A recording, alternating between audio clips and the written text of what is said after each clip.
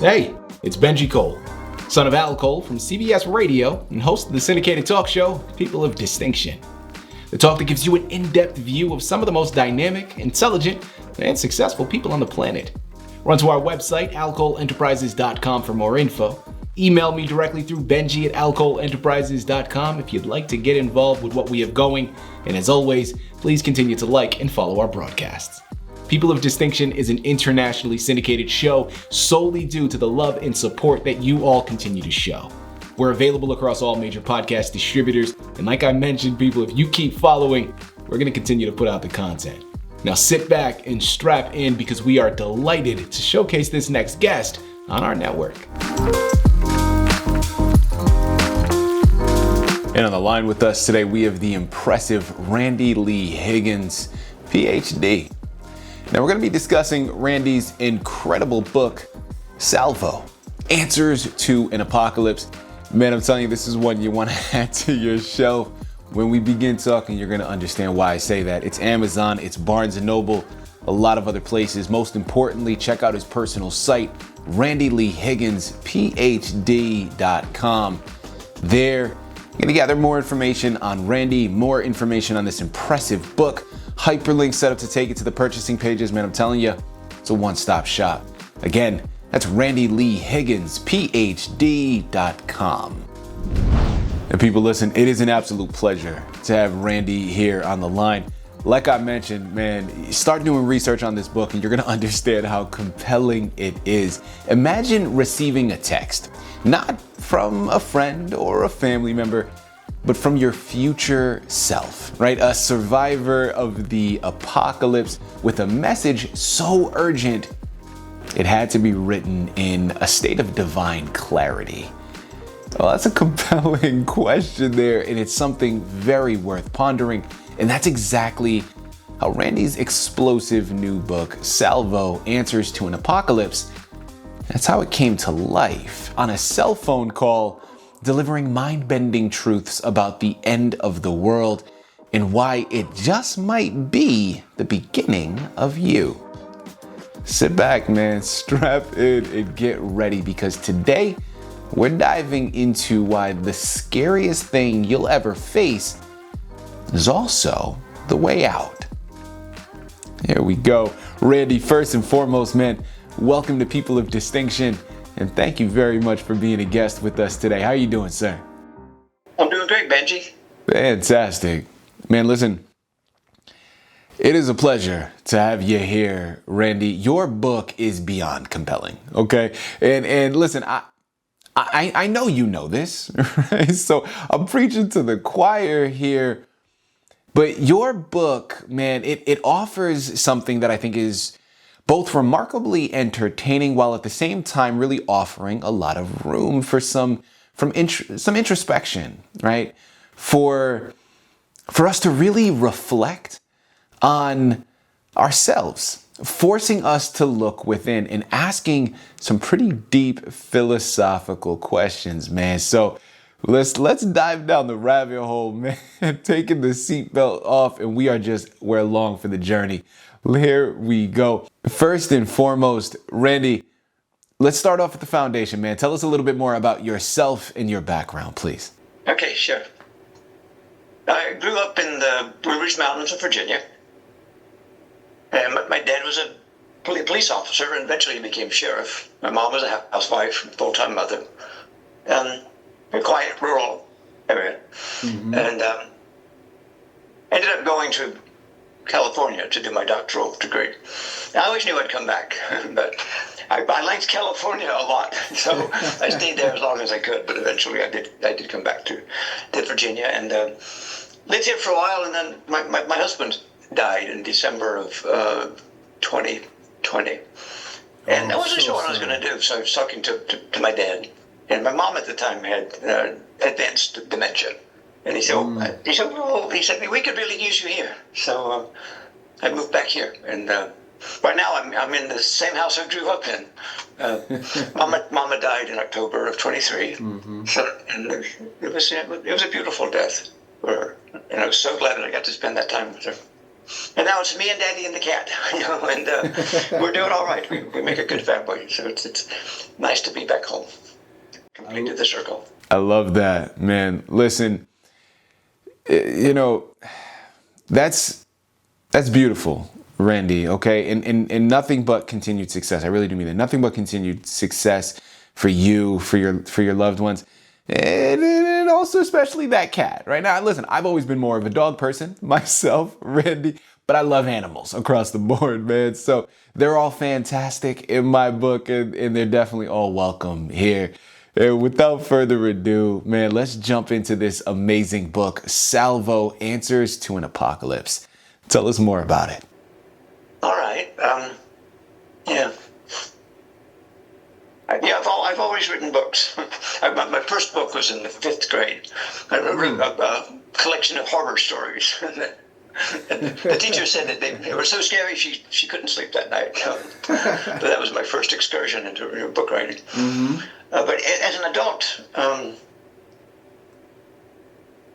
learned how to access. And I'll tell you, it wasn't easy.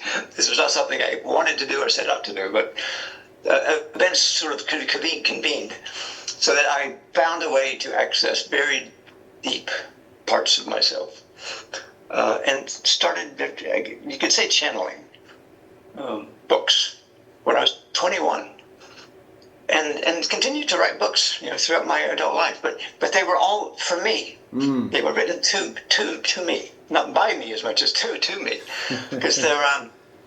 Even then, in my 20s, I noticed that, even like philosophy and metaphysics, I wasn't finding what I needed to know.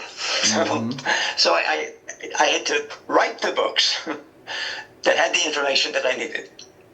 And so I wrote the books to educate myself. And I did that my whole life. And that's how I learned. In addition to conventional pathways, like I did get my doctoral degree, which was very helpful. But even I was at the Institute of Transpersonal Psychology. At the time, it was the only doctoral program in transpersonal psychology, and that's the field of psychology that deals with the mystical realms of the human psyche. So it's about as out there as you can get. But even ITP didn't give me what I was looking for. So I found it by going within. By meeting people, guides, on the inside. So that worked. I learned a lot that way, a whole lot. I met some very interesting teachers along the way. In 2016, I felt inspired to go to Peru. I got a call to do an ayahuasca retreat. They say the only people who can do ayahuasca are the ones who are called. And I absolutely was. So it was in the third ceremony. We were sitting there in a circle, or lying there, after having drank the brew. And I noticed there was another circle above us. And they were these blue shimmering beings. And one of them pointed at me. And he said, "That one there needs some loving." And it's true. A partner of mine had just died, and I was kind of in a rough place. So I did need some loving. Eventually, I learned how to love myself. But they kind of taught me that, how to love myself. But in the meantime, that was very helpful. And when I got home, I noticed that they were still there. They were back to Virginia. I noticed that they were still there, kind of in my body, just kind of floating around me. And they said, "We're going to teach you how to meditate the right way." Because I've been meditating my whole life, starting when I was 16. There's a rock up the hill here where I sat down after getting a copy of, I got it at the library here, public library, Yogananda's autobiography. So I went up to this hill and sat on a rock and meditated. And that rock is still there. But as much as I committed to meditation, it never really grabbed me back. Didn't feel like I was getting the results that I was hoping for. So they said, "We're going to teach you how to do it the right way." They said, "Forget about lotus position, that's a distraction. Forget about mantras." They said, "Meditation is about listening, not talking." And they taught me how to do it, And it was happening, kind of just step-by-step instruction. That was in August of 2016. And it was the evening sitting of December 23rd, just later that year. It was like I was sinking deeper and deeper and deeper into this bottomless ocean. And after a while, I noticed I wasn't breathing.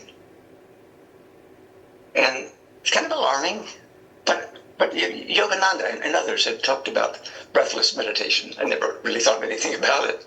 But after the sitting, I got up and Googled, and sure enough, it's called samadhi. It translates unity with the universe. And the purpose for entering samadhi is service. And they said, now you will write books for the world. So I continued the meditation, and these phrases, sentences started coming to me.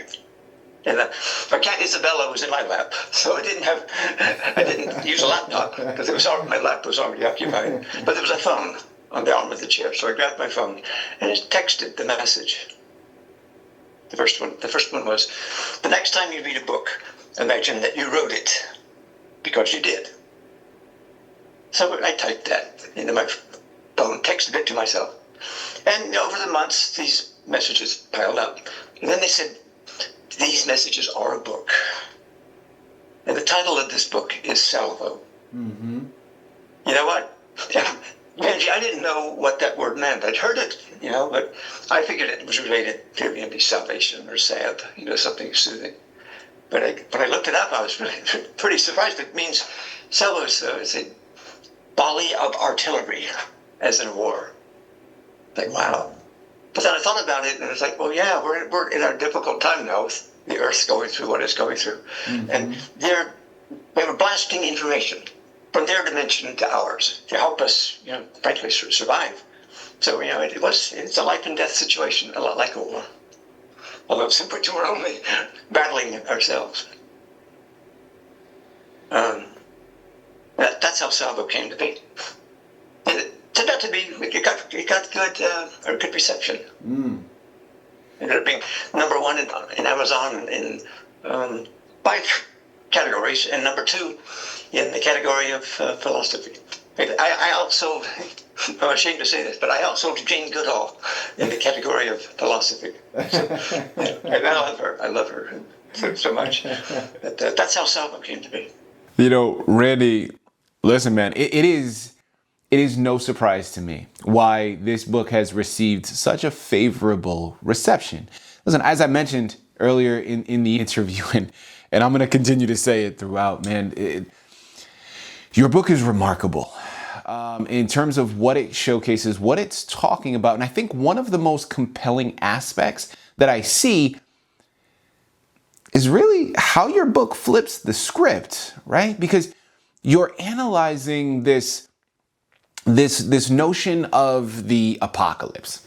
All right, nothing new, right? I mean, we've seen this in books, we've seen this in movies, we've seen this in television shows. But what is great about your book is that the apocalypse written about within it isn't external, right? It's not an external event.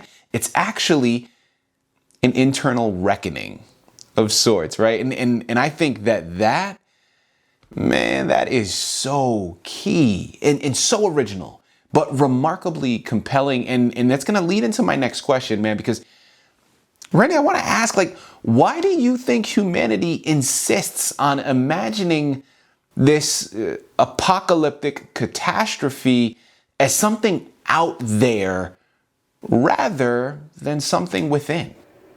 Yeah, that's something that the physicists are starting to figure this out. Mm-hmm. The outer world simply shows us the contents of our own consciousness. The world is like a mirror. Now, mystics know this.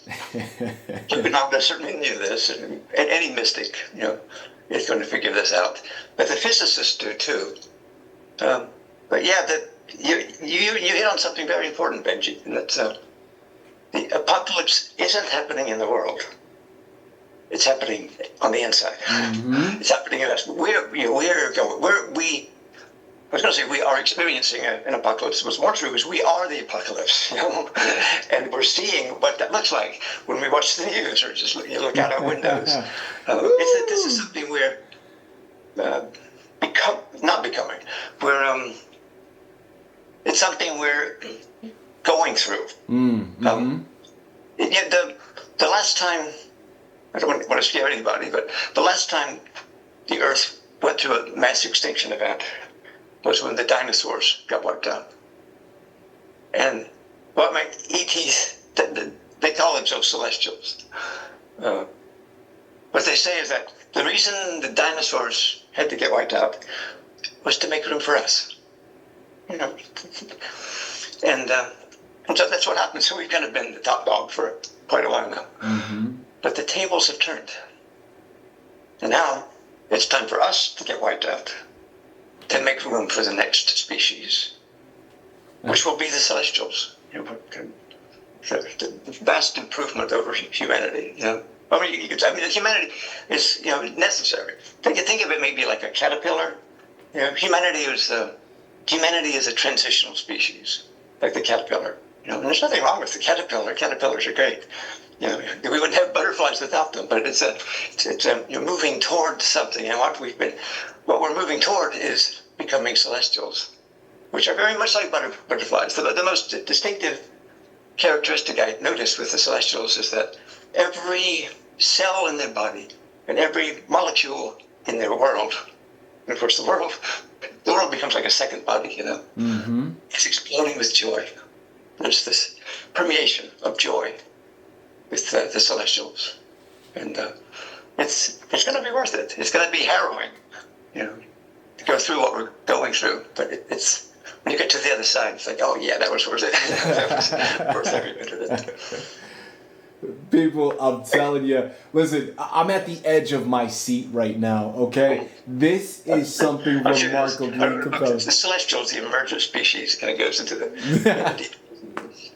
There you go. Good. When I read any of my books, I'll be honest with you, my gut reaction is, this is the best book I've ever read in my life. I can just read like 2 pages, like, oh yeah, it feels like I'm getting struck by lightning, or plugging myself into this outlet. It's like electricity just shooting through my body. When I can read any of my books and just open the book at any passage, and that's what happens, because I'm accessing information that doesn't come from this world. It comes from the stars. I say, the reason this is not vanity for me to say my books are the best books I've ever read is I don't write them. They come from the stars. Oh, you may have noticed, too, I've gotten a little bit of trouble. With Salvo, it says the most important book since the Bible. And I didn't want to say that because it just sounded kind of embarrassing. But the ETs insisted, and I know why. They tell me why. An age is 2,000 years, right? And the Piscean age, we just left, corresponds to Christianity. And it's the fish. The fish is the symbol for Christianity. Jesus was a fisher of men, so that coincides with the age of Pisces. And before that, the 2,000 years before that, was the age of Aries. And that covers the area that the Old Testament was written about. And the word ram is used 86 times in the Old Testament. So it's kind of bloody, sacrificing and all that, but the ram became the symbol for transformation. Right, so that was the age of Taurus. And the predominant civilization then was Egypt. And this symbol for life and life and death and rebirth was the bull. And so it's the age of Taurus. Every age has its own scripture. To sort of set the parameters, the framework for the spiritual growth that's occurring for the masses of people. The age of Taurus had the Egyptian Book of the Dead. The age of Aries had the Old Testament. The Pisces has the New Testament. And my books are scripture for this new age. That's why they are. It's not better than the Bible. I don't say it's better than the Bible, but it's the most important book since the Bible because it's doing exactly what the Bible did. My books do what the Bible did. They provide a spiritual framework. They provide scripture for this new age that we've just begun. We're discovering who we are. And we are this terrifying self. The terror is coming from us. The last line in Salvo is, don't ever forget, you are an exploding galaxy.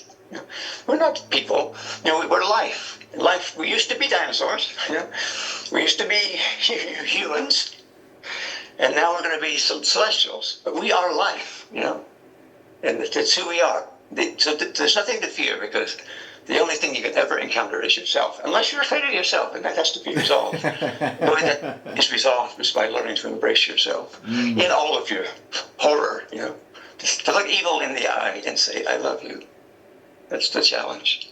And this is turning out to be the year of Salvo. The audiobook for Salvo is coming out it's going to be launched in November. A new hardback edition is coming out, and I'm in talks with people about turning it into a film. I had an interview the other day with Nicholas Bogner, who was the producers for one of the Mission Impossible films with Tom Cruise, and he's worked to make this into a apocalyptic, a new genre, apocalyptic mysticism. And yes, it's terrifying. The reward is you get to become who you always wanted to be, and all of your worst fears and all of your wildest dreams come true. And there's no other way to do it. It's the most thrilling thing that's imaginable. That's where we are. I wouldn't want to be any other place. Randy, I love it, man. Listen, that's where we are, but there is so much left to be had. People, I'm going to say it for you again. I know I don't have to. It's been on the screen this entire time. A lot of you are already heading on over there, but remember, it's Amazon, it's Barnes & Noble, it's Randy Lee Higgins, PhD.com. Pick up your copies of Salvo, Answers to an Apocalypse today. And listen, man, allow this book to be a wake-up call, okay? A mirror forcing us to stare down the apocalypse within, only to realize that we were the salvation we've been waiting for all along. It is remarkably compelling, but one that you're going to be able to learn from and build from. I promise you that much. Head on over there, pick up your copies today. Randy, this has been a riveting conversation, man. Such an eye-opener. Thank you for the work that you have done in constructing this book, but most importantly, thank you for being here with us to discuss it all through people of distinction. Thank you, Benji. You've been awesome.